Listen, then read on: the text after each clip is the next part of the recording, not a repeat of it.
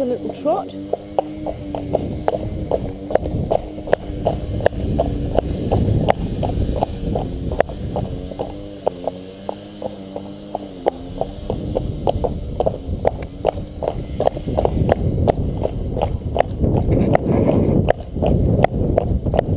Now what I think I might do is just go through the village again, see if we can get right round the village without any shine.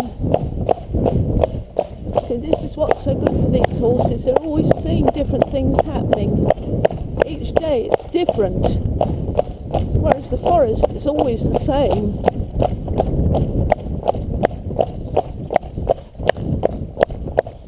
Hello.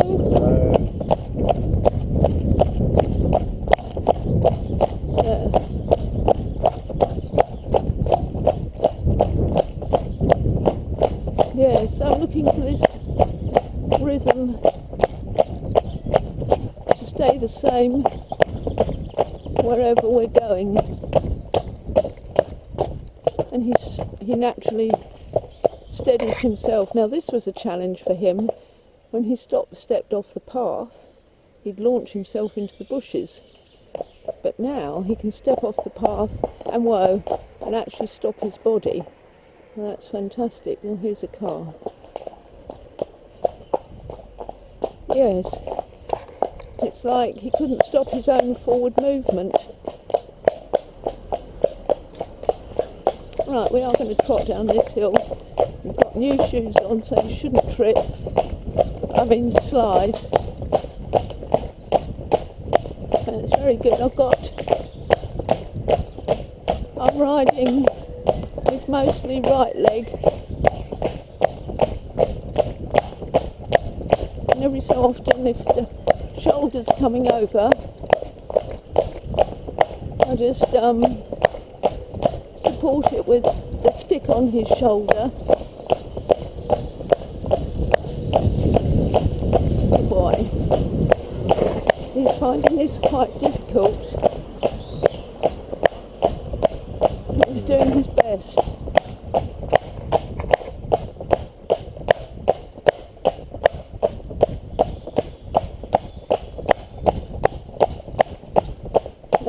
Good boy. Another thing I make sure to do is regularly change my diagonal. So if they're leaning into the right, I sit on the diagonal appropriate for the right rein.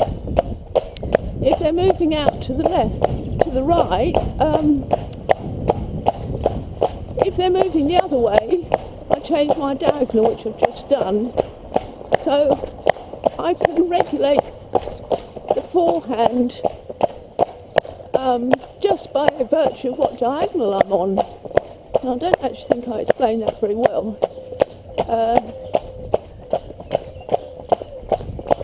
Just get past here because it's a little worry spot for him. Because there's often an Alsatian in there who comes leaping at the gate. So, if Higgins is leaning on his right shoulder, I'll use sit on the right diagonal as if we're on the right rein. If he's leaning on his left shoulder, I'll change the diagonal as if I'm going on the left rein, and thus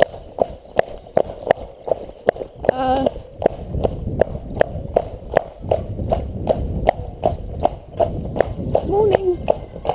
Now this was another hot spot for Higgins with these children. Yeah, he's getting better. He's not entirely happy with screaming children, but we've taken him up and down past this the village school endless times, and he is getting a little happier with it. I mean, how many times do you have to go past the village children at the school before they're not worried anymore? Maybe 500. You know, it can be hundreds. Some horses we've spent a whole ride going up and down when the children come out of school, just in that area, this area, going up and down past all the children, the pushchairs, playing ball, the screaming. Higgins wasn't that bad, but he used to get quite agitated when they came out of school, because it's quite a busy environment. So, yeah, he's a very good boy.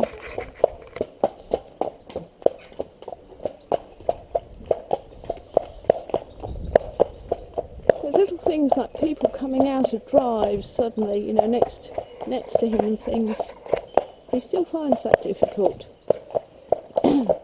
As I say, he doesn't trolley off for a few hundred yards anymore. Well, he hasn't done for a while. And mostly he goes past everything. Although yesterday we got stuck. Hello. I'm trying to think what it was. It was nothing in particular. In fact, I was surprised he did get stuck. But, in fact, we'll go that way again. Yeah, he got stuck and he wouldn't go forward. His quarters came right out into the road, and he's a big horse. When he does that, he takes up the whole of one side of the road. And, luckily there was nothing coming. Yeah, so, still haven't really got what you might call control. And when you haven't got full control, because you haven't got the horse's mind and body, you have to be aware of not putting them in situations that they can't cope with, because you want to do all your work. So although the forest stays the same and it's more relaxing, we tend not to go there straight away, because when they do see something, they haven't got any coping mechanisms. Thank you. It's a very big deal for them, and dangerous for both them and the rider. So you need to have the horse on its way in this village situation before venturing to the forest. Thank you. Thank you. Now, it was up here.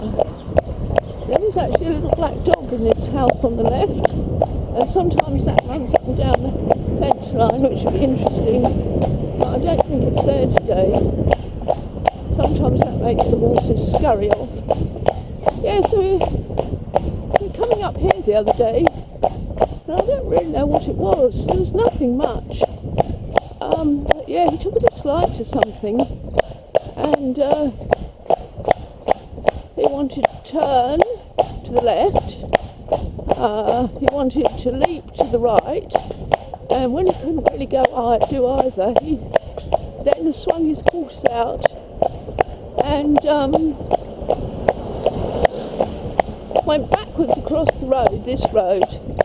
And it's not a busy road, but it's the cars, you know, do come down here at quite a lick, and it wasn't a good thing at all. See, what he hasn't learnt yet, absolutely learnt, is the way out of the pressure is to go past something. So, I don't think we're going to have that problem today. I really don't know what it was. But, as I say, it doesn't need to be anything really in a horse's mind. But today, whatever it was, he hasn't shown the slightest inclination. So,